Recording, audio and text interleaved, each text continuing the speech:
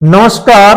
आज हम इस कहानी में भारत के एक ऐसे प्रधानमंत्री की कहानी बताएंगे जिन्होंने पाकिस्तान के जनरल जिया उल हक की मदद से भारत की खुफिया एजेंसी दी और उस प्रधानमंत्री का भारत के अंदर बाल विवाह का नहीं हुआ। तो चलो चलते हैं, हम कहानी शुरू करते हैं। सबसे पहले मैं बता दूं आपको रो क्या होती है।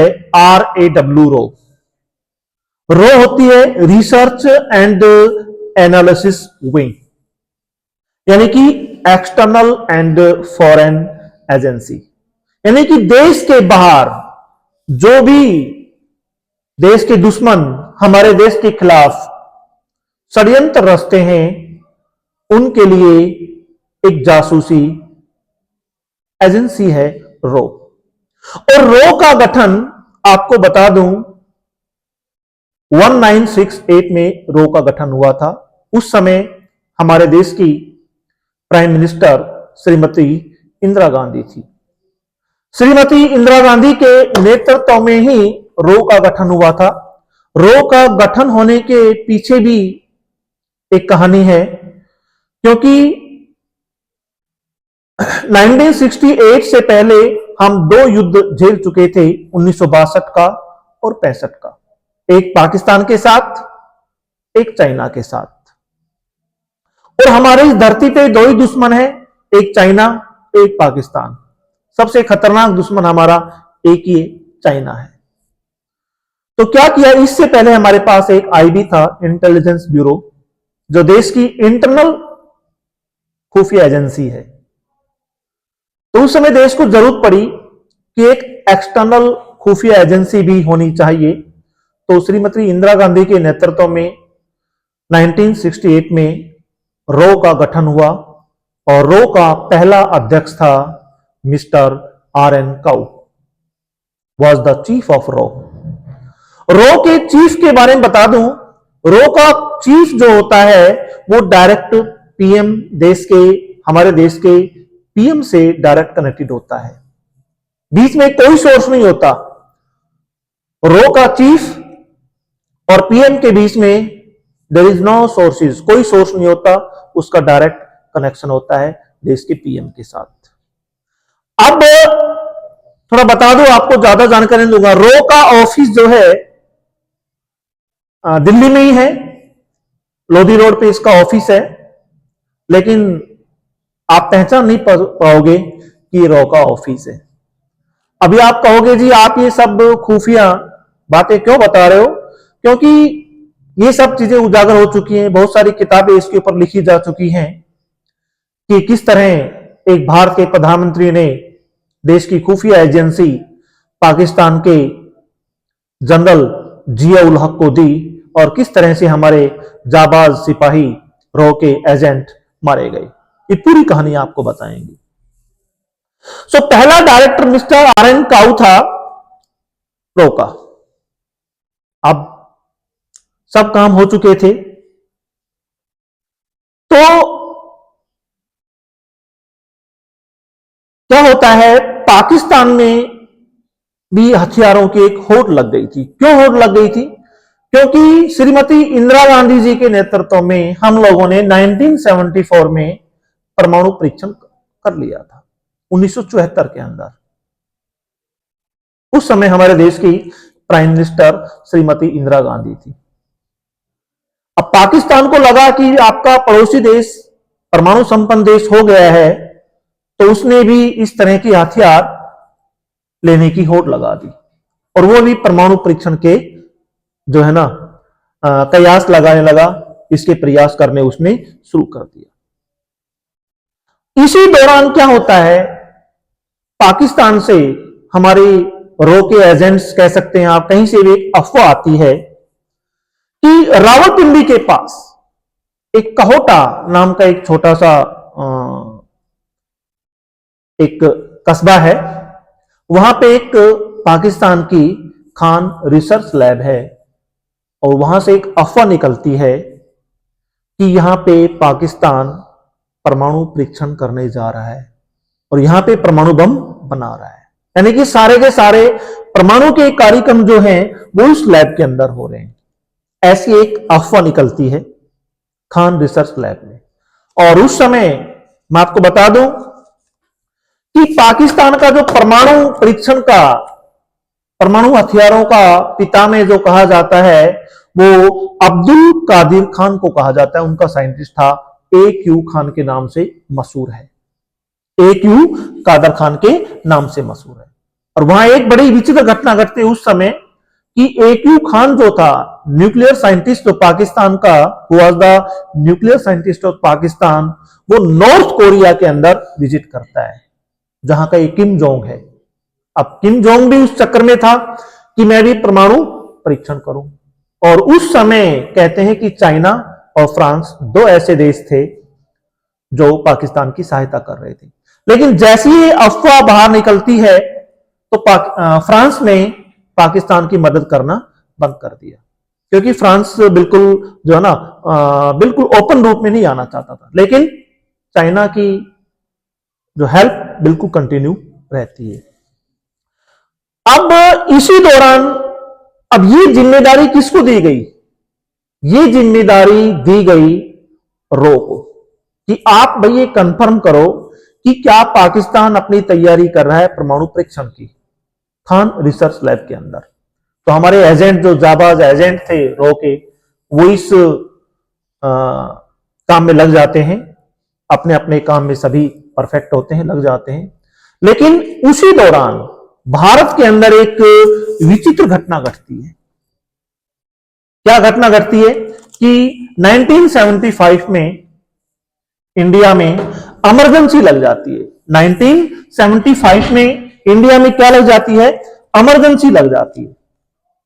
और उस इमरजेंसी के दौरान बाद में इलेक्शन होते हैं और उस इलेक्शन में इंदिरा जीत जाती है और उस इलेक्शन को असंवैधानिक घोषित कर दिया जाता है और दोबारा इलेक्शन होते हैं और उस इलेक्शन में इंदिरा बुरी तरह हार जाती है और देश में पहली बार एक गैर कांग्रेसी सरकार आई देश के अंदर और उसके प्रधानमंत्री बने मिस्टर गुजराती कहूंगा मैं तो उसको, मोरारजी देसाई। उस समय एक गैर कांग्रेसी प्राइम मिनिस्टर बना मिस्टर मोरारजी देसाई। अब होता क्या है कि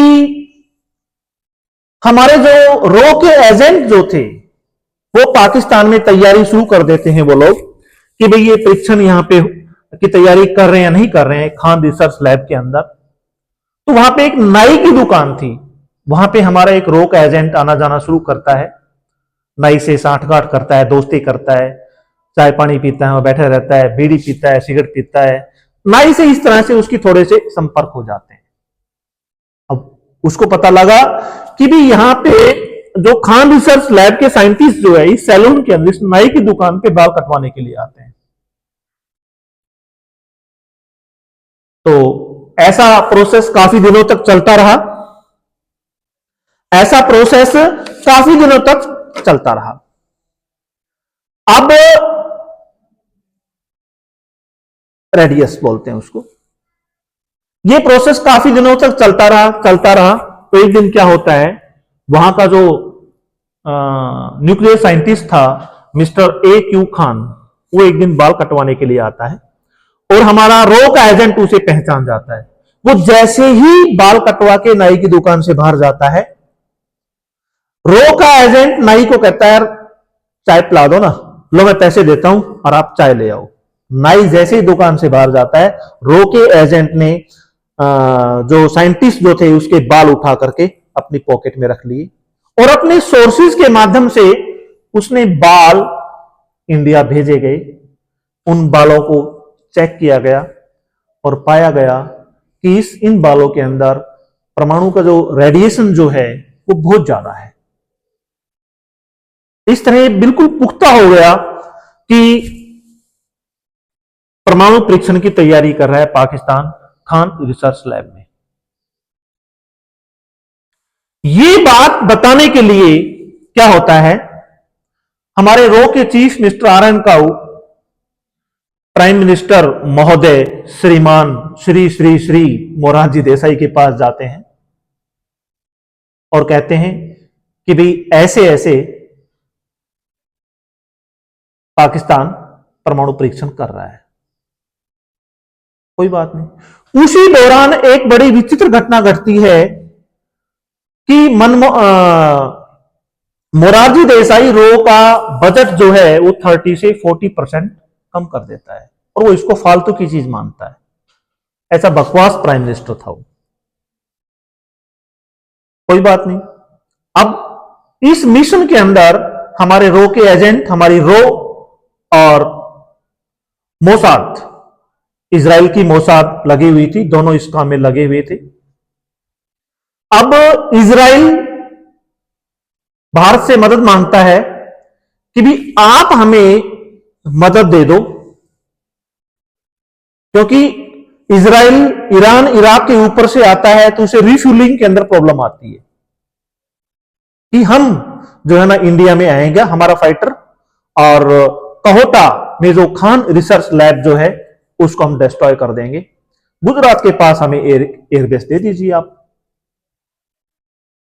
अब प्रधानमंत्री महोदय मना कर देता है कि नहीं, हम ये ऐसा नहीं कर सकते।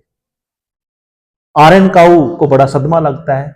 फिर इसी दौरान एक और खबर निकल के आती है पाकिस्तान से, हमारे रो के एजेंट के माध्यम से, कि वहां का एक न्यूक्लियर साइंटिस्ट जो था वो हमारे रो के एजेंट के हत्थे चढ़ जाता है। रो के हत्थे चढ़ जाता है तो उससे सौदा कर लेता है कि 10,000 अमेरिकी डॉलर दे देना, मैं आपको पूरा का पूरा ब्लूप्रिंट दे दूंगा खान रिसर्च लैब का, परमाणु का जो परीक्षण की तैयारी कर रहे हैं उसका पूरा ब्लूप्रिंट दे दूंगा। वो खबर आती है। मिस्टर आर एन काऊ प्रधानमंत्री मोरारजी देसाई के पास जाते हैं और उसको ये सारी कहानी बताते हैं, क्योंकि एक बजट होता है वो डायरेक्ट प्राइम मिनिस्टर ही करता है और 10,000 अमेरिकी डॉलर कोई बहुत बड़ी रकम नहीं थी, और वो सारे के सारे पैसा देश के प्रधानमंत्री के पास होता है, रो का बजट जो होता है। अब प्रधानमंत्री बिल्कुल मना कर देता है कि मैं ये रकम नहीं दे सकता। इसी दौरान एक घटना और घटती है कि मिस्टर आर एन काऊ, जो बहुत ही जबरदस्त एक स्पाई थे, एक जासूस थे, जो रो का एजेंट था, रो का चीफ था, वो अपने पद से इस्तीफा देता है गुस्से में आकर के। इस्तीफा देने के बाद में उस दौरान एक पाकिस्तान के अंदर एक घटना और घटती है। पाकिस्तान में वो घटना घटती है, हाँ, एक घटना और घट जाती है पाकिस्तान में। उसी दौरान पाकिस्तान में तख्ता पलट होता है। पाकिस्तान की आर्मी का चीफ जो था जिया उल हक था, और उसने जुल्फिकार अली भुट्टो की सरकार को गिरा दिया था, तख्ता पलट कर दिया था। तो उसमें जिया उल हक जो है अपने आप को दिखाने के लिए कि मैं तानाशाह नहीं हूं, मैं भी एक आम जस्ट लाइक ए पॉलिटिशियन और हम भी अच्छे लोग हैं, वो देश के भिन्न भिन्न प्राइम मिनिस्टर से बात करता था। और उसी दौरान उसने एक नॉर्मल रूप में भारत के प्रधानमंत्री मोरारजी देसाई के पास भी फोन कर दिया। तो क्या होता है, हमारे देश का एक पहला ऐसा मूर्ख प्रधानमंत्री इस देश में हुआ है, मैं तो उसको मूर्ख ही कहूंगा, महामूर्ख कहूंगा। ऐसा एक महामूर्ख प्राइम मिनिस्टर हुआ कि उसने ये सारी बातें जिया उल हक को बता दी। अब कहते हैं कि जिया उल हक के पैरों के नीचे से धरती खिसक गई कि भी ये क्या है, व्हाट इज दिस? ये भारत के प्राइम मिनिस्टर को कैसी खबर लगी? हम लोग इतनी सीक्रेसी से ये काम कर रहे हैं, और कह दिया कि हमारे रो के एजेंट जो है उन्होंने मेरे को सब कुछ बता दिया। ऐसा बुद्धू प्रधानमंत्री, और जिसके ऊपर कोई कार्रवाई नहीं हुई। देश का दुर्भाग्य देखो, उसने सारी की सारी बात जिया उल हक को बता दी। अब जिया उल हक ने जस्ट आफ्टर फोन डिस्कनेक्ट किया, डिस्कनेक्ट करने के बाद अपने ऑपरेशन में लग गया, उसने सारे के सारे हमारा जो भी रो का नेटवर्क था बिल्कुल पूरा ध्वस्त कर दिया और हमारे सारे के सारे रो के एजेंट मारे गए, वो जवान मारे गए जो देश के लिए रक्षा कर रहे थे, जो देश के लिए जासूसी का काम कर रहे थे। मोसाद के जो है ना कई एजेंट मारे गए इजराइल के, सिर्फ एक मूर्ख प्रधानमंत्री के कारण, उसकी मूर्खता के कारण। और देखो देश का दुर्भाग्य कि ऐसे मूर्ख प्राइम मिनिस्टर के खिलाफ इस देश में कोई कार्रवाई नहीं हुई। और पाकिस्तान ने उसको एक उपाधि दी, शान पाकिस्तान की, ऐसा कुछ उपाधि का नाम था, वो मेरे को कंफर्म नहीं है, आप गूगल पे सर्च कर सकते हैं कि भारत के किस प्रधानमंत्री को पाकिस्तान ने शान पाकिस्तान की ऐसी कुछ जो है ना उपाधि दी, और उस बंदे के ऊपर कुछ नहीं हुआ। अदरवाइज वो कम से कम ये नहीं भी करता, कोई एक्शन नहीं भी लेता, ये बात नहीं बताता,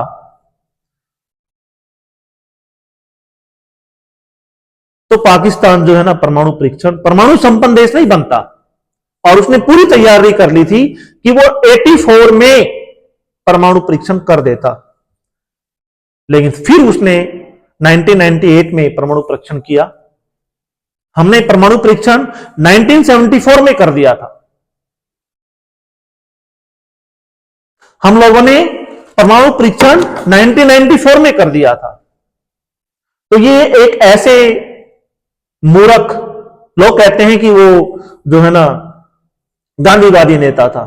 अरे ये क्या गांधीवादी, ये तो गांधी को बदनाम करने का नेता था। वो ऐसी मूर्खता कोई कर सकता है क्या? अपने देश की जासूसी।